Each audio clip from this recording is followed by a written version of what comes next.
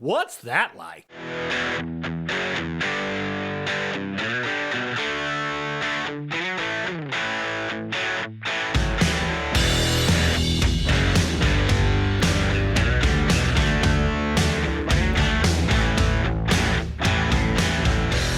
What's going on, people? Hey, it's another edition of the What's That Like podcast, and I'm your host, John Knowles. Today's show is a big one. Can't wait to bring it to you. It is with Mr. Ron Ryan. Ron Ryan, you might have heard of him. He's an Illinois high school wrestling coach, Hall of Famer, 50 years of coaching in one school. It happened to be right here in Mount Olive, Illinois. I've known Ron for 10 or 15 or 20 years. It's been a long time. I've been here a long time. But I never really sat down with him like this. It was great to get to know him a little better. He's had a heck of a season. I mean, in terms of just a kind of a whirlwind wrap-up tour. He'll tell you all about it in the episode, so I won't. But I really wanted to get him over here and just kind of document his career. He was recently the Grand Marshal at the Grand March at the Illinois State Wrestling Tournament. He was honored up there, put in the Ring of Honor. Just awesome stuff. You can see some of that online. I happened to go out and film the last dual meet that he had here in Mount Olive, and it was just a great honor to see all those former wrestlers. Hundreds of them came back and got in a big group picture. It was just awesome. I was glad I could just document that for him, and it was a great time. And this podcast is really a document of his career as well. We recorded this, I want to say mid-February, probably like the 16th or 17th, something like that, 9 or 10 days ago. And we really just kind of covered it from start to finish, where he grew up, how he got started, his career here coaching and wrestling.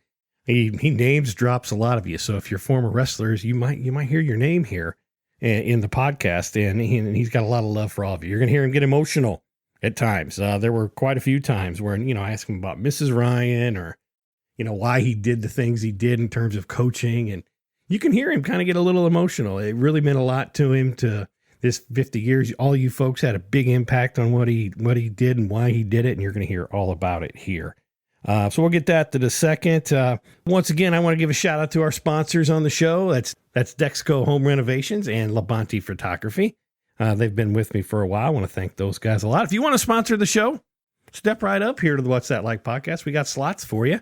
We can certainly make that happen. Pretty affordable. Remember, this podcast lives forever, which means your ad lives forever. You pay one time for the ad, and it's always going to be here. So if you want to step up and sponsor the What's That Like podcast, we got spots for you. Even got an exclusive brought to you by category. If you want to talk about that as well, just message me on the What's That Like podcast page. We can certainly talk about that.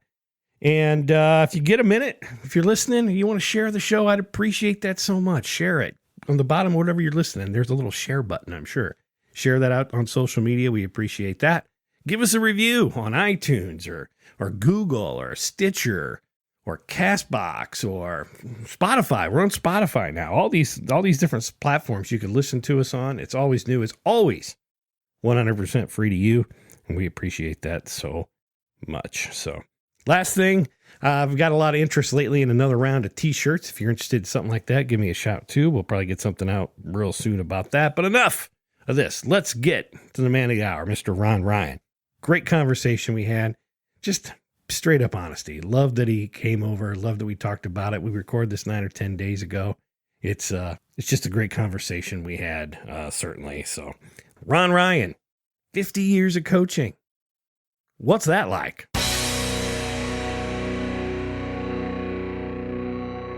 Ron Ryan, I'm glad you're here. It's Studio 312. Welcome to the What's That Like podcast. Yeah, this is really nice. Thank you a lot. Thanks for inviting me. It's been, I just don't know what to do with this. It's something different. Well, you know what? It's like, I always say, podcasts are like radio. It's like Netflix for radio.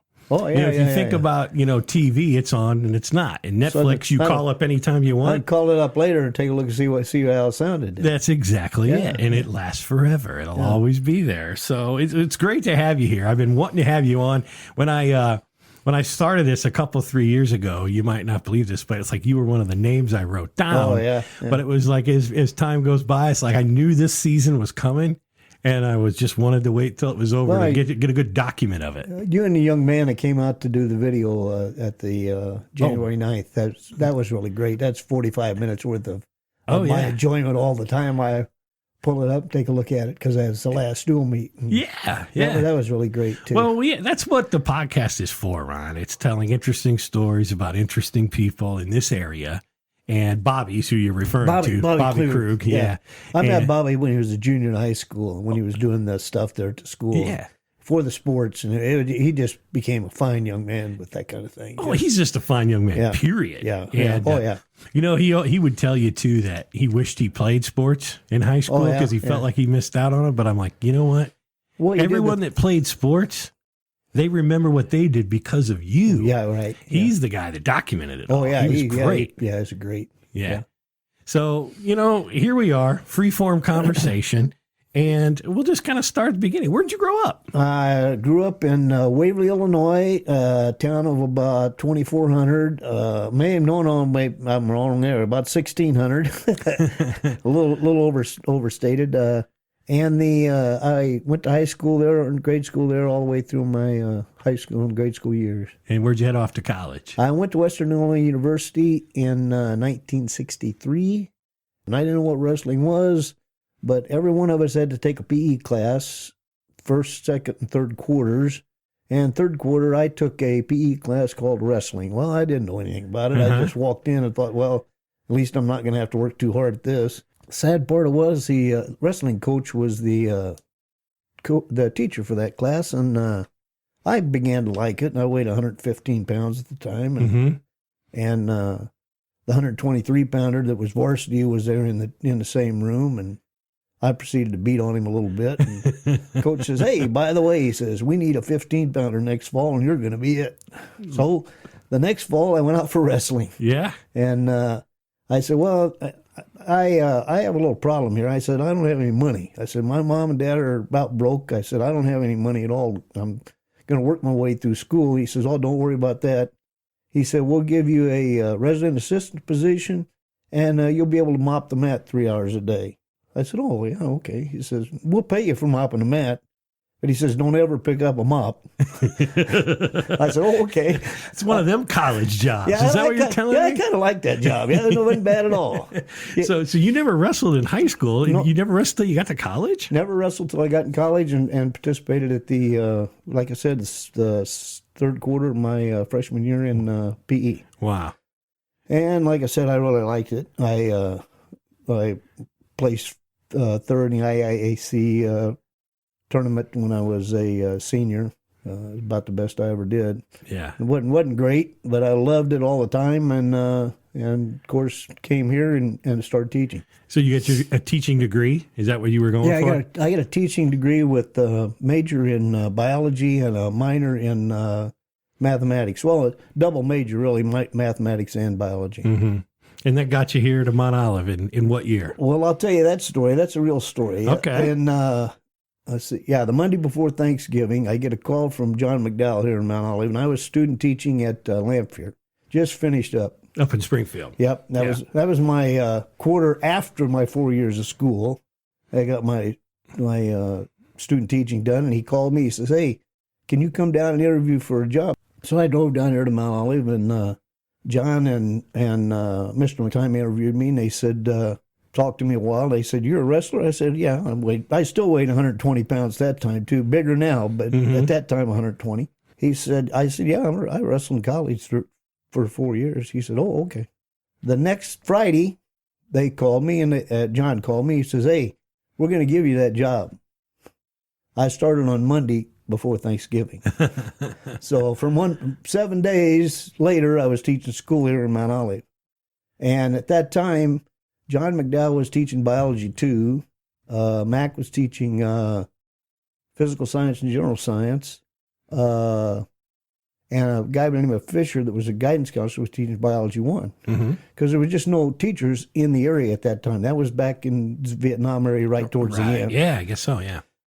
There just wasn't any science teachers. So they hired me, and I taught biology that year, biology, physical science, and general science in the high school. And then the next year, there was an opening in the grade school for physical science or a science teacher because the science teacher left.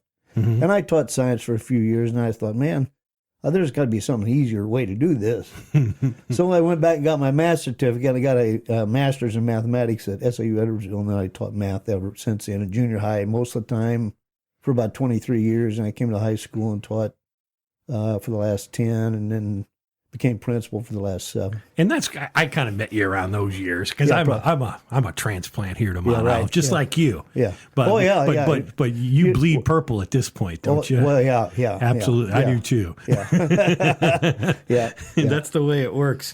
So you got here, that would have been the fall of 67, 68?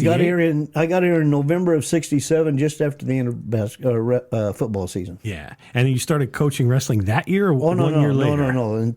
In 67, 68, I just taught in the high school.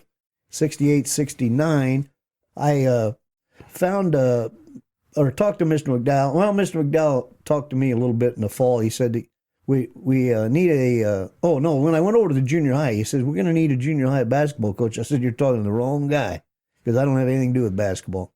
He said, oh, okay. He said, so, okay.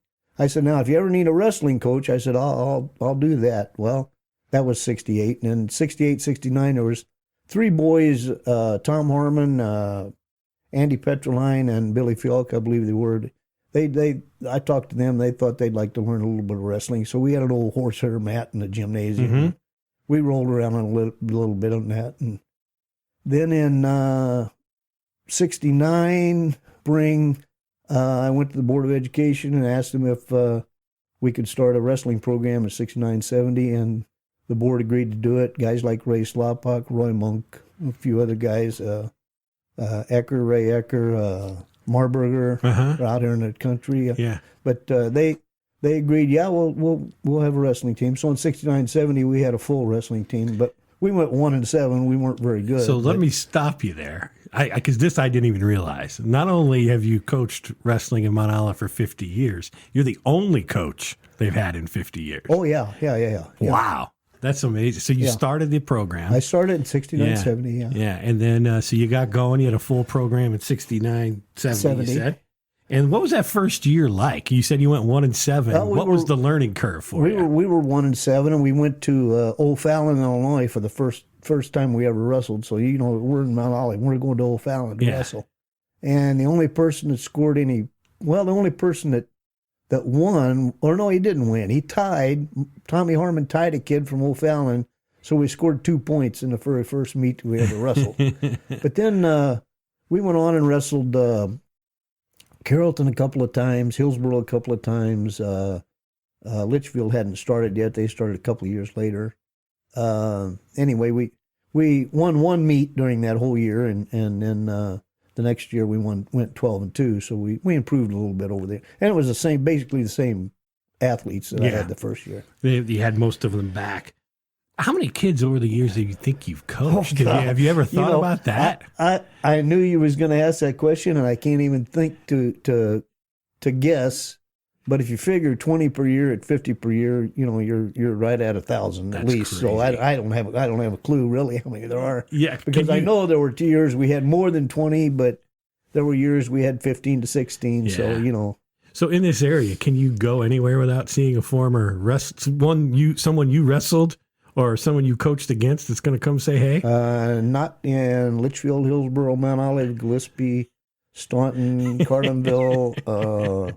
Go farther north than that, I can go to Springfield High School and Lamphere and Vandalia and Taylorville. And you name the wrestling teams in the area, we've been involved with them. Yeah, you are a legend. That's how everyone knows you. That's really cool. And I'm sure you've been doing it for so long, you've gotten really wealthy off this, right? Oh, yeah. You get paid, a few $1,000s a year just to do this. And that's probably only in the last how many years? I'm sure you did it for a lot less back then. Yeah. You don't do it for the money. Yeah. That's not it. You're not going to do that. You're not going to make a fortune out of this situation. I guarantee you that. Yeah. Like a guy said this weekend when we were up at the Illinois State Tournament, and we was Grand Marshal up there, and the guy says, you don't start doing this to be in the Grand March. You start doing this to help kids. Yeah.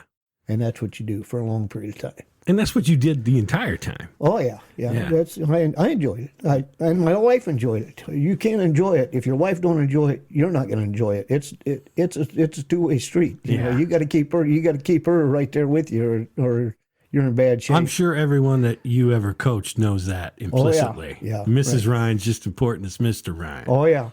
Yeah. And she's probably the unsung hero of your success over these years. Yeah, probably much. Well, at the state tournament this weekend, all the coaches, come up and shake my hand, and then they hug her. They know who's the important one. They certainly do. So thinking back to this, let's kind of go backwards a little bit, back to the 70s. What was the sport like back then? I mean, was it, you grew it pretty quick, pretty fast, I guess, in terms of number of athletes, but this area you mentioned like Litchfield, Hillsborough. As I grew up, wrestling was not a thing in Staunton or Gillespie or any of those areas, was it? The only schools in the area that had wrestling at that time were Litchfield, Hillsborough, and Litchfield started 2 years after we did. Mm-hmm. And Hillsborough had been going for a while. We'd get ready to go to the regional wrestling tournament, and the regional wrestling tournament was held either at Wood River or Granite City, and both of them were very, very large schools at that time.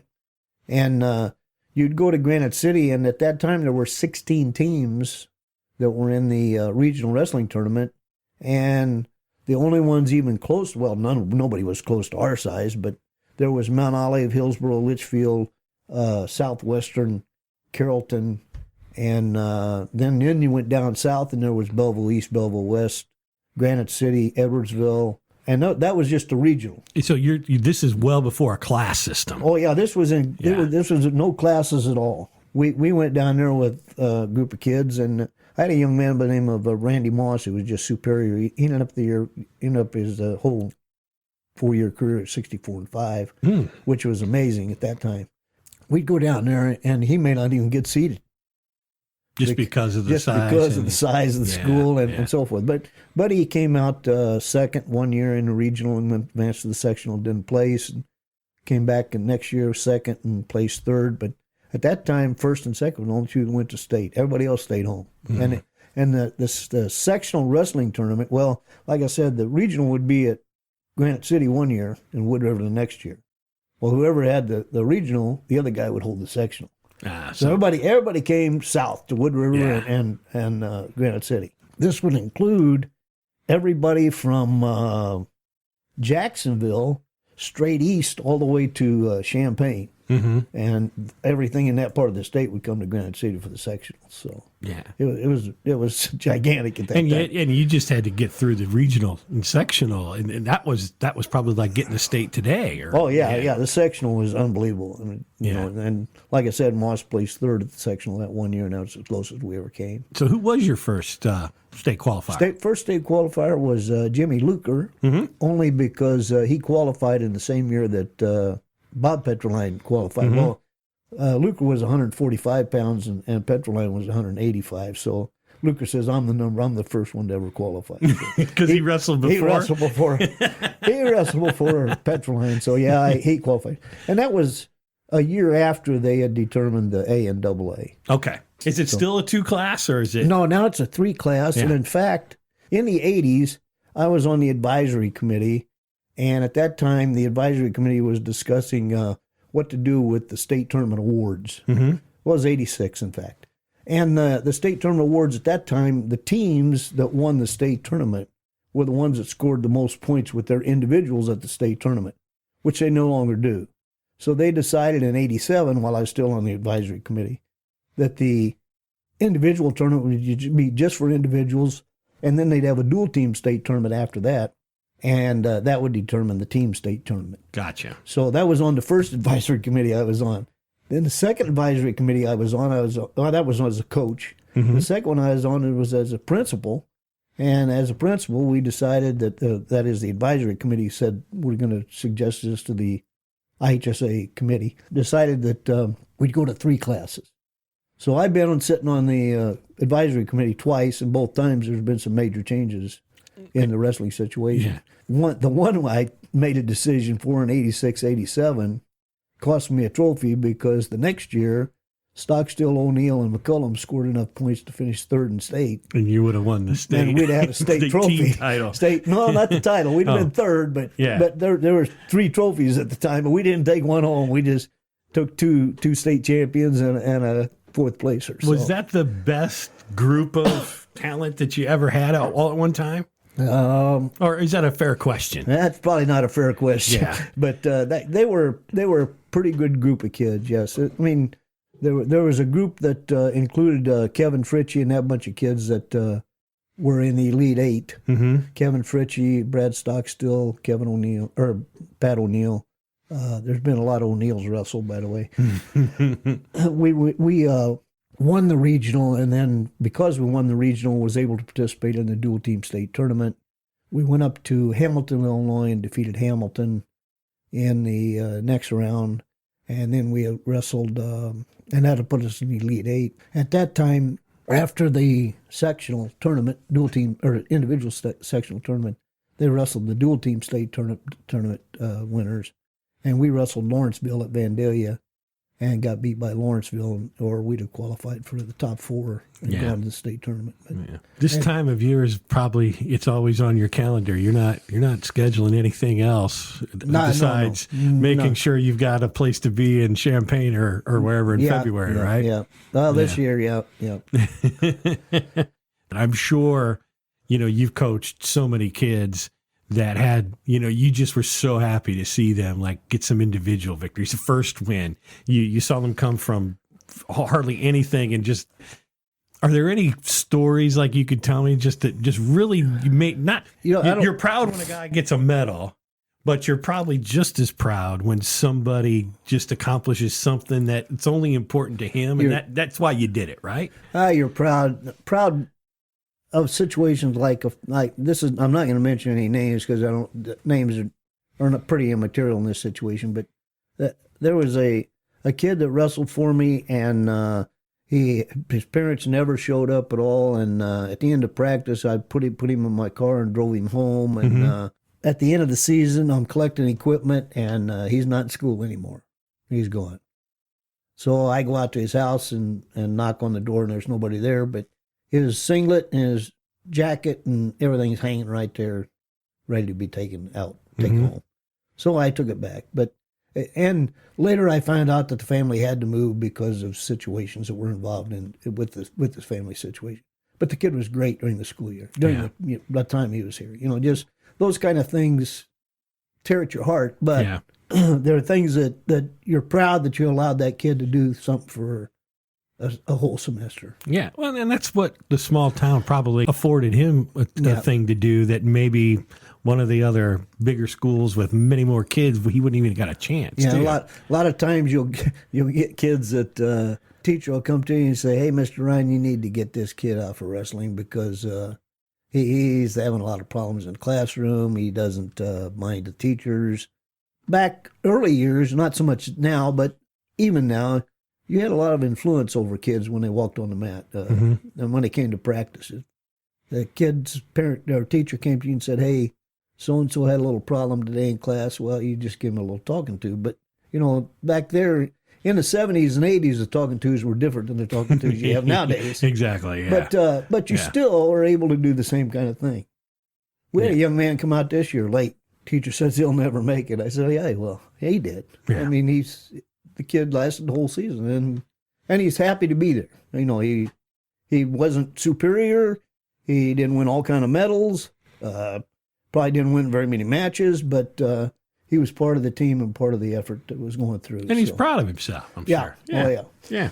Was there ever a time during this 50-year period you thought, getting kind of old, times have changed, I'm not sure if you want to do this anymore, and then you ever had that feeling? It would happen about February 1st.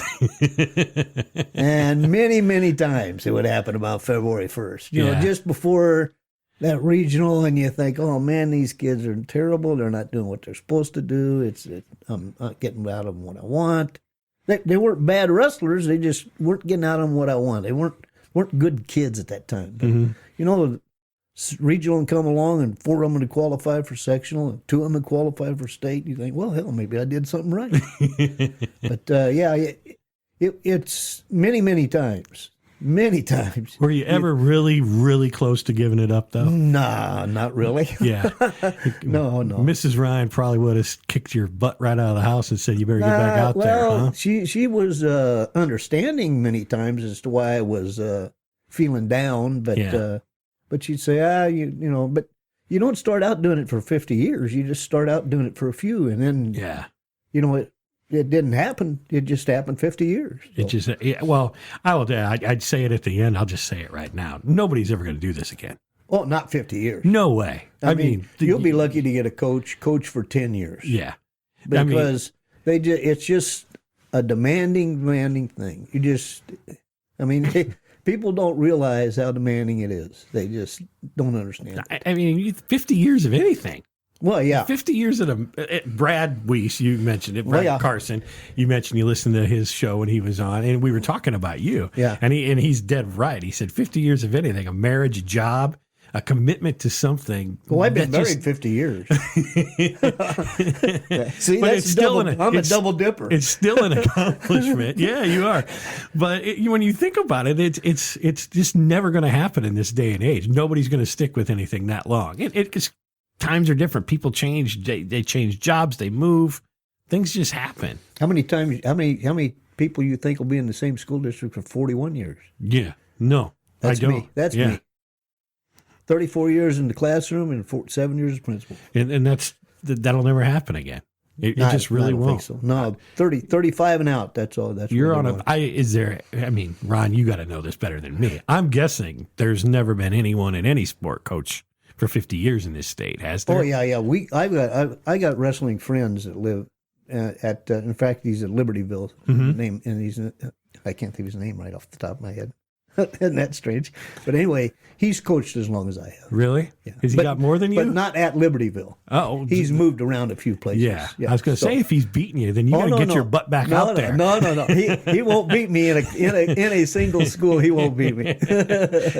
What would you say? Get center of the mat. Let's go. Yeah. You got to keep going here. I knew him when he was in college, so yeah, we were. He was in different weight classes, but we knew each other. How many people have you coached over the years that became a coach? What's your coaching tree? Is there a long one? Well, not really. No? I mean, no. Kevin Fritchie coached at Mount Zion. Excuse me, not Muhammad Seymour. Mount Zion. Not many more, really. Yeah. Richard Carlisle's coached the kids. Sure, yeah. And Bobby Osmo's coached the kids. But, they have to go to school to earn some money nowadays to pay for their families. And I hate to say this, but for a man to go to college today to be an educator and become a coach, because you almost have to be an educator and be in the classroom all the time to be a coach. But there are some fine ones now, like Don Harville has come back from the service. He's worked with me for 7 years. He's going to be my head coach, be the head coach next year, and I'm sure he'll do an excellent job because he's free to do it. Yeah. I mean, he's retired from the service. But for a person to go and have a job 5 days a week and then come in and coach from 4:30 till 5, 6 o'clock, even, Cody does the same situation. Cody Best, for basketball coach. Yeah, we love him. Yeah. He comes in there at 5:30 in the evening. He's got to have practice, and then you got to turn around the next morning and go to work for 5 days a week. It's going to be a drain. And to do it in wrestling, when you got to pick the kid up right as school's out, it's just very hard to do. Yeah. What's changed has the sport itself changed? Like I'm going to play real dumb here. I wasn't a wrestler. I didn't go to wrestling meets or anything. Like I watch a sport like basketball, and I watch my son Adam, and Cody coaches him, and I watch that game today, and it's a completely different game than it was back in the 80s. Yeah. How different is wrestling, from the fundamentals to what it is today? How has it changed? Wrestling hasn't changed much, even from back when it started, the very, very beginning in the Olympics and back in Greco-Roman days and those. It hasn't changed much. The big part that's changed is the supervision that has occurred with the National Wrestling Federation and the IHSA, and in fact, it's probably a tamer sport now than it ever was in 69, 70. Really? And I'm going to say this, but you may want to cut it out. If you tell me to, I will. Ron Bessemer was one of my best assistants I ever had. Knows more wrestling than I'll ever know. I mean, he's been all over the United States. He coached his sons in Washington State. He went across the river with a number of guys in a freestyle tournament. He coached in the Army. He coached at Illinois State University. He started a program at Harper College in Chicago. He came down and worked at Florissant Valley Community College and a wrestling program there. He said, Coach, and this was 5 years ago, he said, they're making a pussy sport out of this sport, and it's not good. Yeah. And they're just stopping things. Like there was a figure four on the head that was very, very prominent in the early years, and 5-6 years ago they decided it was illegal. And it's a hell of a move. Yeah. But like Ron says, they're making a pussy sport out of this sport. Do you want me to cut that out? You can throw it in. I don't care. Okay. Yeah, no, that's all right. That's not too bad, huh? No. So it's they do that for safety, I guess. They're trying to increase safety, and then now the colleges have gone to you can wrestle on the edge of the mat and have 1 foot in and keep wrestling, and you get a pin out there. Well, this year they said as long as a wrestler has 2 supporting ports inside the circle itself, he says you can keep wrestling. And the guy's laying out there on the edge of the mat and he gets pinned, he's pinned. Yeah. If you were king of the sport for a day, what would you change? If I was king for a day, I'd go back to 1970 and 1980 rules. Yeah. And let them do it. Yeah. And I would keep this situation. I think, wrestle till you're out on the hardwood as far as I'm concerned. But I'd go back to some of the rules they had in the 70s and 80s. James Labonte and Labonte Photography are more than just photographers. They're artists. They take great pride in capturing images that you'll be proud to place on your walls for many years for your friends and guests to admire. He's more than just someone with the fancy camera lights and software. He'll spend time with you, get to know you, and capture real and authentic portraits of you. For senior photos, special events, weddings, or hey, just some fun family photos you'll treasure forever. Go to Labonte Photography on Facebook or LabontePhoto.com. Say cheese! Is HGTV on in your house all the time like it is in mine? Is a home improvement project on your wish list? If yes, call my friend Gabe Dexheimer at Dexco Home Renovations. Gabe and his crew recently did a great job for my family kitchen. They can do a great job on your next project too. Indoors, outdoors, decks, kitchens, baths, you name it. No jobs are too big or small. If you have an idea or just want a professional eye to help you realize your dream, call Gabe today at 618-420-1742 for a no-obligation consultation. He helped my family realize a dream kitchen, and he can help all of you too. Let's get it done. Tell me about your relationship with the Hughes boys. Matt Hughes and Mark Hughes were wrestling at Hillsboro during the time that my son and daughter were freshmen and juniors. Mm-hmm. We would wrestle Hillsboro in a dual meet, and Matt was, king of the hill for a long while around there, as far as outstanding athlete. And I had a young man who was not very good at all. Well, he was really kind of not good at all. So anyway, every time that Matt wrestled him, he treated him like a nice young man, okay? And he beat him, but it was with respect and so forth. We went to a regional wrestling tournament in Belleville Altoff. Young man from Pinckneyville thought he was a super stud. And my young man that struggled had to wrestle him in the first round. Well, this boy treated him awful rough, mighty rough. And Matt Hughes is standing next to me. He says, I wrestle him next. He says, I don't think he's in very good shape. Well, that kid came off the mat pretty well crying by the time Matt Hughes got done with him. And that's the kind of respect that Matt gave to this program. Mm-hmm. And Dave Ball was coaching at the time, and Matt Hughes and Mark Hughes were both at the state tournament. We didn't have assistants back then. It was just me and Dave. We go up there with all our athletes, or 2 or 3 athletes, whatever we had up there, and we had to take care of them the whole time we were there. Nobody else was going to help us. Right.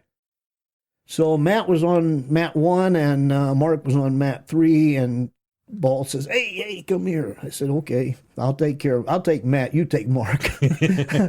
So, but Mark was close. Mark was almost as good as Matt, I mean, on the wrestling mat itself. Yeah.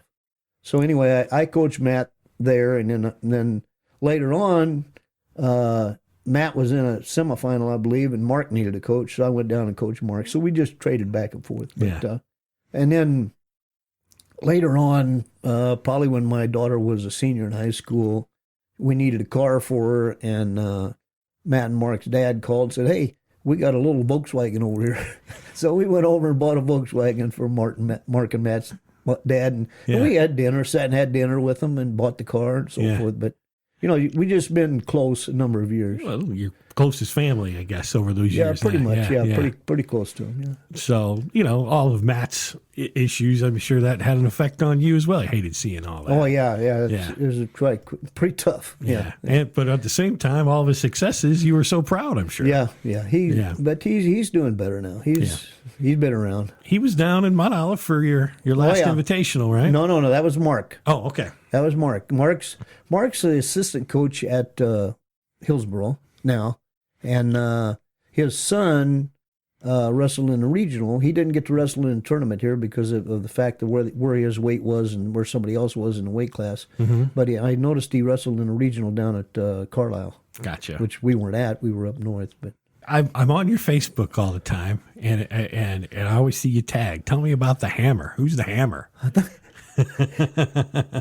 The Hammer is my daughter went to SIU Carbondale. Uh-huh. She went there for 7 years, got a law degree, got her regular degree and law degree at the same time, or in the same place, 7 years in a row. By the way, if you ever send 2 kids to school at the same time, have a lot of money. Yeah. Mine are 6 years apart, Ron. I'm in good shape. Oh, okay. Yeah, and one will be done in May. Yeah, but one of them may not quit. I mean, when the one that's going to quit in may say, "Hey, Dad, I think maybe I'll go to law school." No, I know she won't do that. Okay. She's done. Oh, okay. We'll see. Okay.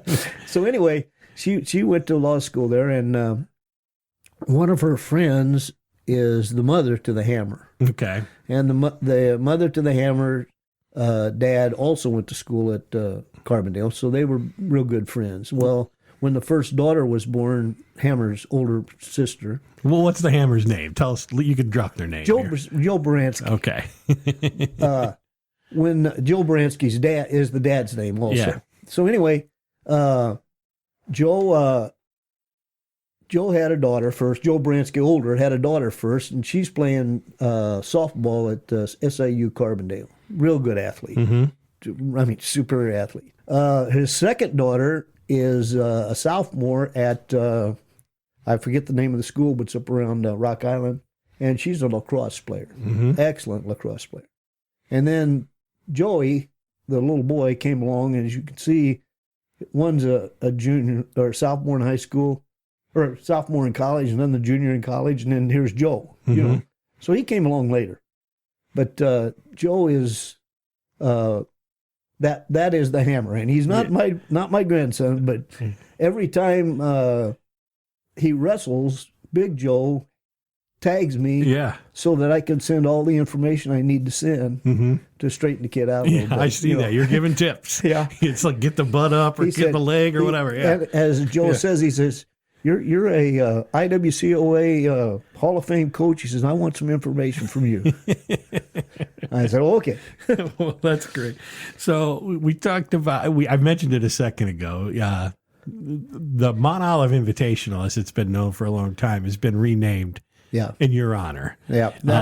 That was a little bit to do with Don Harville. He did a lot to do with that. Yeah. And that's been that way for years now, right? What? The Ron Ryan Invitational? Oh, no, this is the first year it's a Ron Ryan Invitational. Don, normally I ordered the awards, and I ordered the boards they receive for finishing champion. And about November 20th or 25th, Don says, "Hey, let me order the bracket cards and stuff this year." He tricked you. He says, "Oh, okay. I don't care. It's about time you took over some duties." Yeah.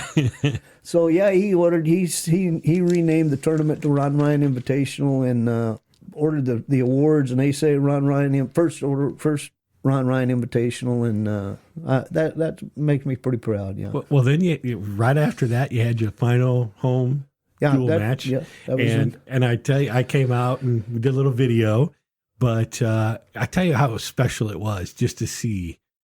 It had to be 100 of your former athletes come out and jump in the picture with you, wasn't it? I didn't count, but I think it's more than 100. Yeah. I mean, it was so awesome to see all those folks come back. And that's back from one young man, Chuck Harrison, came all the way from Kentucky because he heard it was going on. Andy Petroline is one of your first. Yes. He was there. So even one of your first wrestlers ever. Andy Petroline and Tom Harmon. Tom Harmon's the first one to ever score points for us in Mount Olive. And that was great. How has all this attention made you feel? Well, I felt like, these bands that go on tour. Well, I was on tour the whole damn year. I went to Petersburg, Florida, and the first thing he did is call me out in the middle of the mat and introduce me as 50-year coach and going to be the Grand Marshal for the first time this year. Well, you only get to do it one time, and that one time's very, very super. But then I go to Cumberland a week later, and I get the same situation. I go to Auburn with a simple 3-team dual meet and introduced me as a 50-year coach. And like I said, you act like you're on the grand tour of the band that's going to die for long. You're not a guy that seeks the attention, though. I mean, I'm sure you were looking for it. It's really something that was probably pretty special that you had to kind of get comfortable with. I mean, we were at your last one here in Mount Olive, and I bet you had 5 words to say at the start. You just like, let's go, let's wrestle or whatever. Let's wrestle, yeah. It's not easy, no. Yeah, but that night the school board named the wrestling room in your honor, which I thought was awesome. Yep, and the sign's up on the wall right now, and my wife keeps griping at me because I haven't taken her out to the school to see it yet. So I guess I better get on that. That's right. Well, it's right up there. It's prominent. Yeah. And, you think about just the way that the gym is set up and, for every graduation there's ever going to be a school play, that will be right there above the curtain that kind of walls off the wrestling room. Yep. It's very prominent. And Toby Osmo, of course, was in charge of having to put it up because he's a maintenance man. He said, "I want it in the middle. How about putting it in the middle?" I said, "Don't want it in the middle.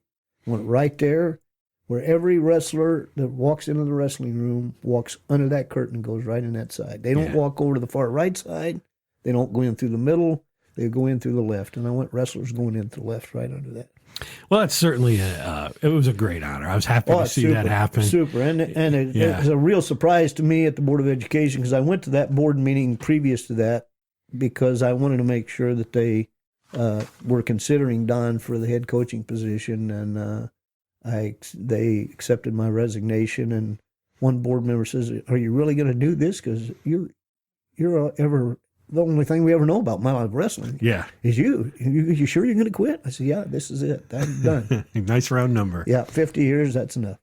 Yeah. Well, then they went in executive session, and then they came out, and about the third motion they made was to name the wrestling room to me. So, that's awesome. Yeah. It was great. I'm glad they did it. If they wouldn't have, I'd have been on their butts. But it's awesome. I mean, it's just never going to happen again. You're a local you didn't ever bet that would happen, had you? I didn't bet it would happen. I was just going to make sure. I did what I could on social media. I have a little power of having at least a little platform this to talk about it. So if that wouldn't have happened, I might have been complaining for a while. Right. Maybe I would have made a sign myself and screwed it to the wall. You never know. Did you ever think about, you mentioned before, like other wrestling coaches been at other schools. Did you ever, for 1 second, consider leaving here? No. My wife will tell you this too. About probably 77, 78, 79, 80, 81, 82, somewhere in there. Number of schools from Chicago area called down and said, "Hey, why don't you come up here and we'll give you a job up here.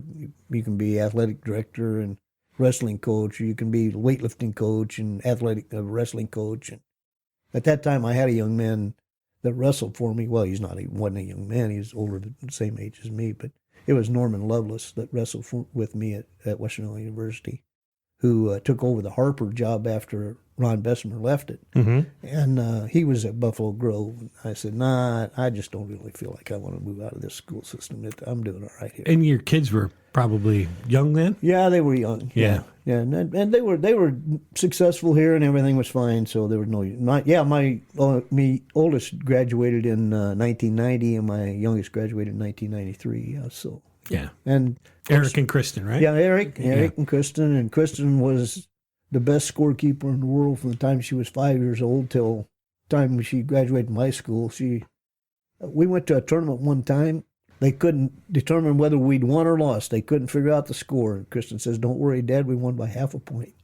She knew. Yeah. So they went. Well, she was keeping score, not only bracket, the whole bracket, but because there wasn't any computers then. It was just 6th, 7th grade, somewhere along in there, whole bracket, and the team score as you go along, and you get 2 points for advancement and 14 to win and 10 to get second, and so forth and so on. It's complicated.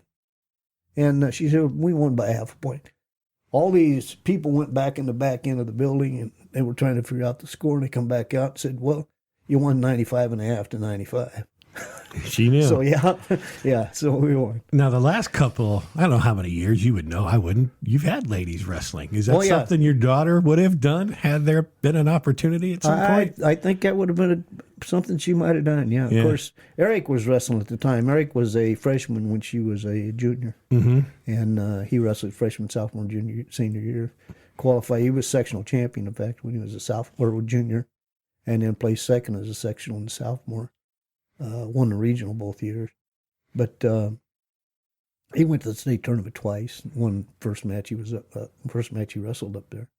But I think if she'd had a chance, she'd have taken a shot. She probably would have known as much as anyone. Yeah, I'll tell you what, these girls that I have now, though, are pretty strong little girls. They're mentally tough as far as their weight control and their diet and so forth. Maybe better than some of the boys sometimes. They just want that situation to occur. How many years ago did you consolidate with some of the other schools as far as the program goes? We took Gillespie in about 10 years ago. Well, it is exactly 10 years ago this year, because there are 2-year renewals, and we've done it for 5 years. Yeah. Staunton and Bunker Hill.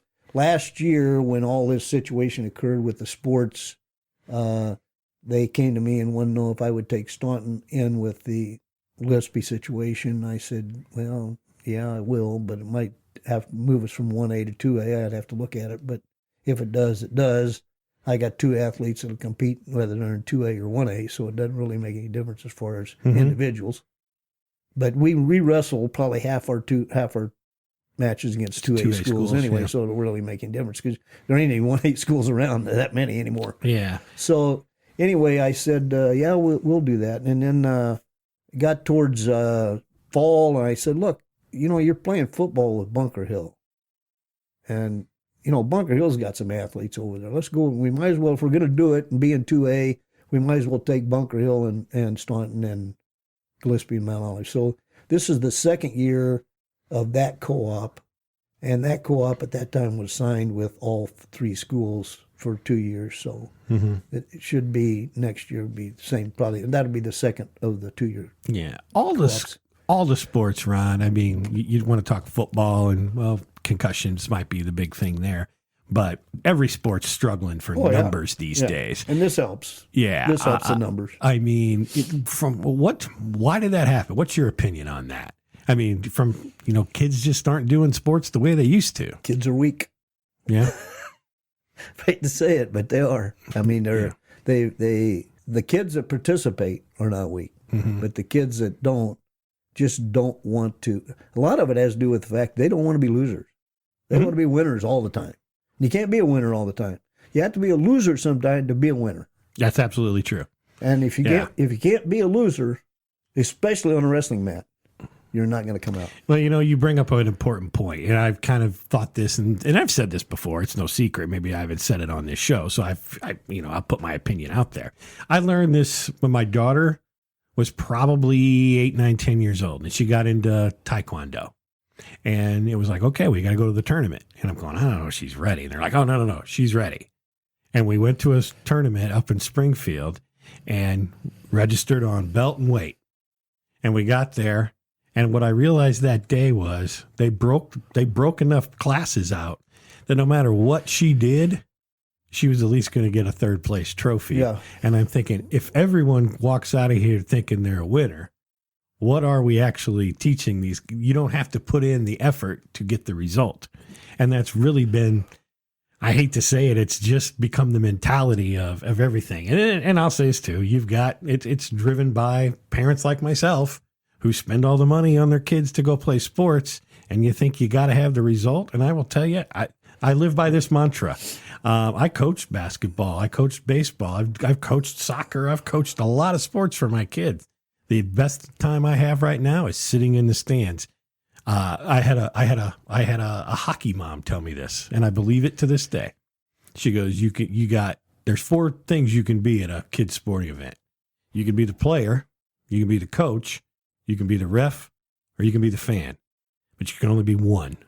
Yeah. And if you're only going to be the fan, then just be a fan. Yeah. You can't do the other jobs. And honestly, I'm just happy watching it and letting everybody else do their job.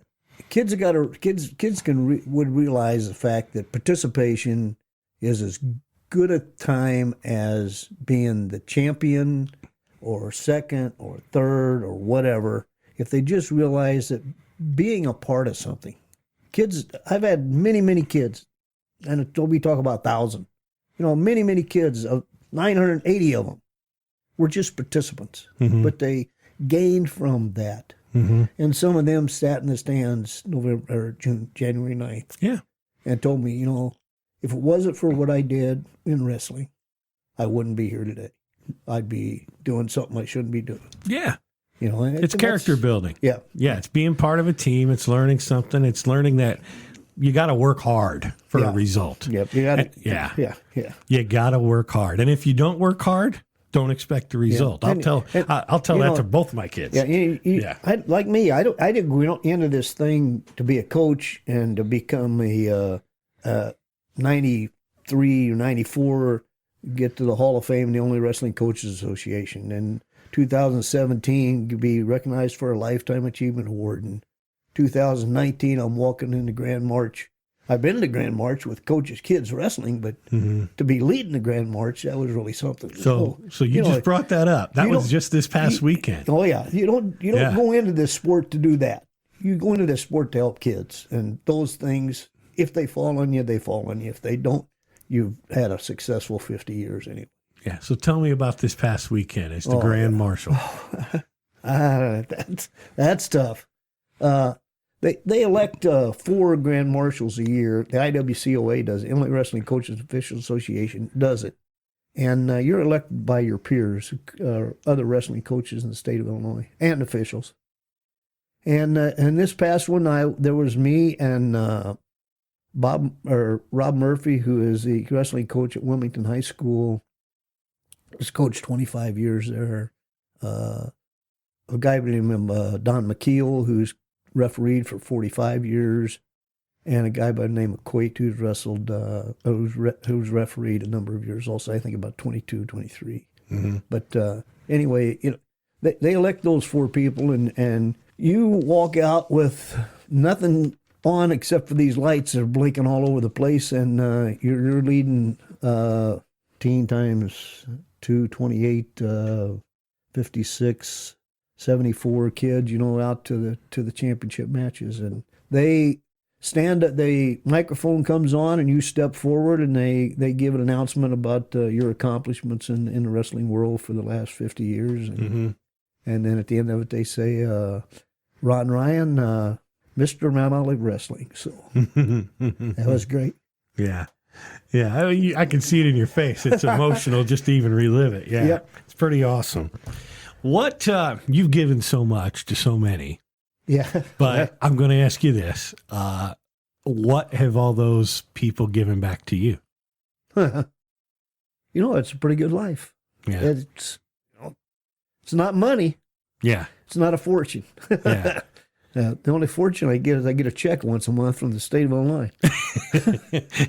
We hope that continues, right? Well, yeah. As long as Pritzker don't screw up the teacher's retirement system, we'll be all right. But I think the courts in the state of Illinois will take care of that because the courts don't want to lose their pensions either. Yeah, So, okay, the judges have got this all figured out. They're going to help the old poor teachers because, after all, if they don't help the poor teachers, they're going to be hurt too. All right, Ron, we got off topic here. So I wanted to know what these kids and these athletes and these 1,000 ladies and gentlemen that you've coached, what have they given back? I mean, just enjoyment? I mean, I think it's enjoyment, respect, memories, the fact that I can look back and see many, many kids that I've helped that probably would not be doing the things that they're doing now if they had not come out for wrestling. Yeah. People that have been state champions make a special trip to the Invitational Wrestling Tournament.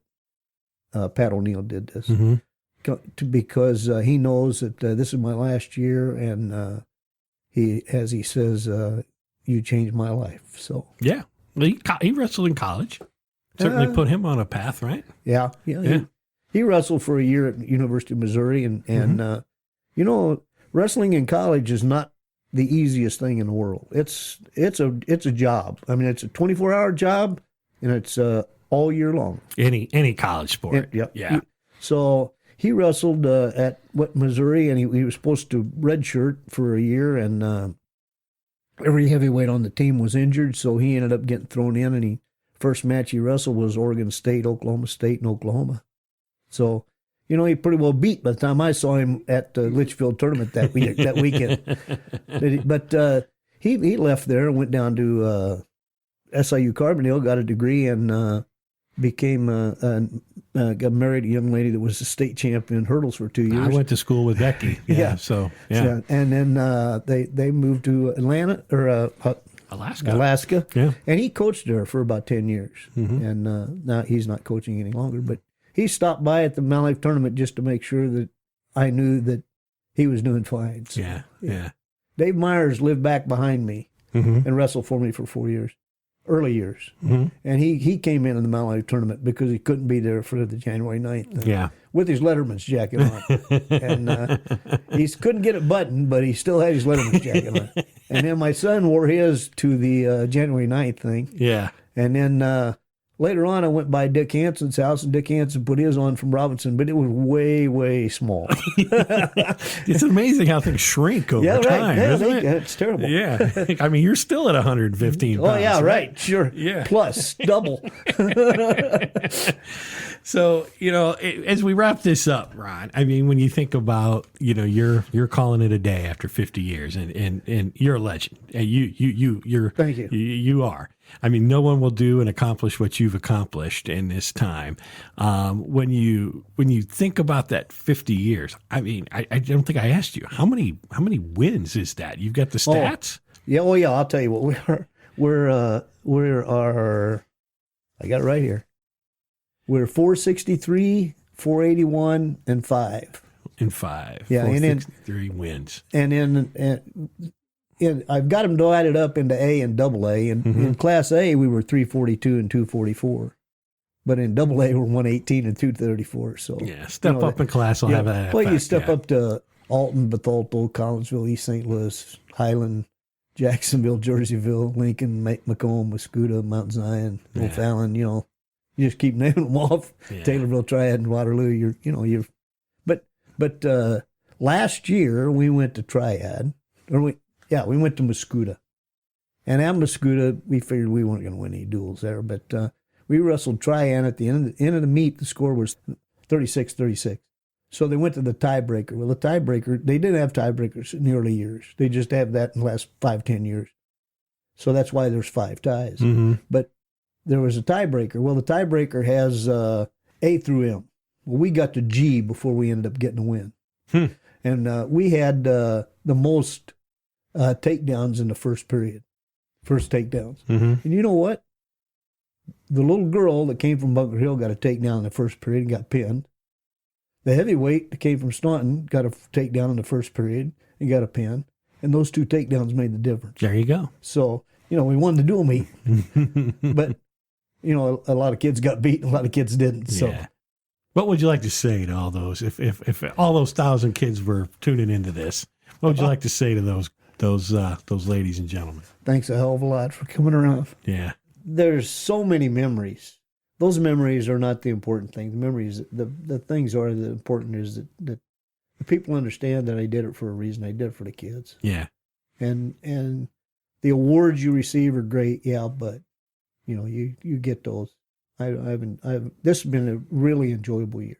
Yeah. Really. Even though I know it was ending, and my wife's pretty well, she doesn't know. She's glad that it's over, but not really too glad that it's over. Yeah. She's still. So what's it going to feel like in the Ryan household come this fall?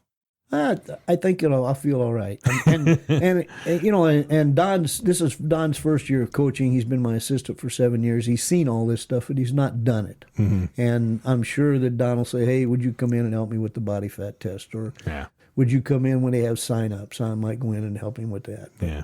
But eventually, I'll work my way completely out of it. But yeah. I'm not saying I live in Mount Olive. I'm not going to leave Mount Olive. Right. And the gym's only 4 blocks from my house. Exactly. So, yeah. I'll be in there. And Don told me, he says, you can be like a grandpa. You can come in at 3:30 when they show up for practice, and you can roll around with them till 4:30. You can go have dinner and say goodbye. After you stir them all up. I said, that sounds like a good idea. Were you still getting down on the mat with them? Oh, yeah. Oh, yeah. You can't coach wrestling by standing there and talking wrestling. Mm-hmm. You get down and wrestle with them. I'm 73 years old. I didn't have any problem doing it. In the last few years, you ever feel any of these guys are going to take it out on old Coach Ryan? I had a kid challenge me this year. He says, "Hey, I want to wrestle Mr. Ryan." I said, "Okay, buddy, come on out." You know what happened? He got stuck in a hurry. You can ask him sometime. Old age and treachery beats youth and enthusiasm every time, doesn't it? He acted like he knew how to wrestle, but he didn't. If it would have been Max Fritz, I'd have just said, "Nah, Max." I said, "You go ahead. You're all right, buddy." But Max was smart enough. He wasn't going to challenge anybody like that. He says he recognized that the coach was old. He wasn't going to be able to do the same kind of things he did when he was 22 or 23. Yeah, that's right. Yeah. But some of these kids are new. They think, well, we can handle him. He's old. He's 73 years old. I'm 16. Wrong, buddy. Like I said, old age and treachery beats youth and enthusiasm every like time. I told my son used to beat hell out of me when he was about a junior, and I said, "Well, son, I know 2 things. One is you're going to have to sit down on the stool at some time, and another times you have to go to bed. Sometimes I'm going to get you then." You know where to find him, too. Yeah. We got a question here from the internet. Rob Pickrell wants to know, if you had to do it all over again, what's the one thing you wish you would have done? I wouldn't have done anything different, Rob. Great answer. I'd have been right here, buddy. Great answer. I'd have been doing the same thing, math and science. You don't make a fortune at it, but it's the thing that I did, and so you have to do it. So. A lot of fun, I'm sure they had, and you too. Yeah. And I can't think of a better way to end it, unless there's something we haven't talked about, Ron. Well, there's lots of things we ain't talked about. We'd be if you wanted me to talk all night, we'd be here all night, because there's a lot of things I can remember. But that's fine. I'm serious. We can keep going. No. That's fine. You've covered pretty much my life. Yeah, well, for the last 50 years. It's for just the last 50. Yeah, right. We'll work on the next 25 or 30 in a while. But Ron, can't thank you enough for coming by and doing this. It's been my pleasure to have you. Awesome accomplishments. I can't even. There should be a statue of you or something. I don't know what that is. It wouldn't be a tall one, so it wouldn't be. No. It wouldn't cost much. That's right. But so we can make that happen. They could probably make it out of concrete too. Yeah. Ron, thanks for coming on. Thank you. Yeah. Well, there you had it, Mr. Ron Ryan. Great conversation. Certainly. I really appreciated him coming over. It was a great conversation. The bad thing is I shut the recorder off, and then we talked for another hour, and we could have had a whole nother hour of just conversation. Of course, we solved every world problem, everything from local issues to state and federal. We just had a ball. I mean, I've known him forever, but we've never sat down and really had a long-term conversation or a long-time conversation. And it was just great to get to know a guy like him a whole lot better. I appreciated so much that he took the time out. He kept saying, "Oh, I'm sorry I'm keeping you." I'm like, "No, this is why I do this." I've met the coolest people and gotten to know them so much better than I ever would have in any other situation. But you bring them over to the house, you put a set of headphones on them and let them talk into a microphone, and now we all become best friends. And that's really what the show has been about and why we've done it all these years. When I think about why I do this show, what's that like? It's to tell you stories like this, to find out what it was like to do what that guest did. And couldn't thank him enough. That's enough. I got to shut it off here. Bob's out of town. I don't have time to call you, Greg. Sorry, buddy. And we'll get to you real soon on another topic, I promise. But that's it for this episode. Peace out. What's That Like is available in the iTunes and Google Play stores. Search for What's That Like. Subscribe today and never miss an episode. Streaming is available at SoundCloud.com and on the SoundCloud app. Follow What's That Like at Facebook.com/What's That Like Podcast and on Twitter at What's That Like Pod. All opinions of the guests of the What's That Like podcast are their own, not necessarily the views of the host or the podcast producers. We hope you enjoy this podcast serving Central Illinois and beyond. Peace out!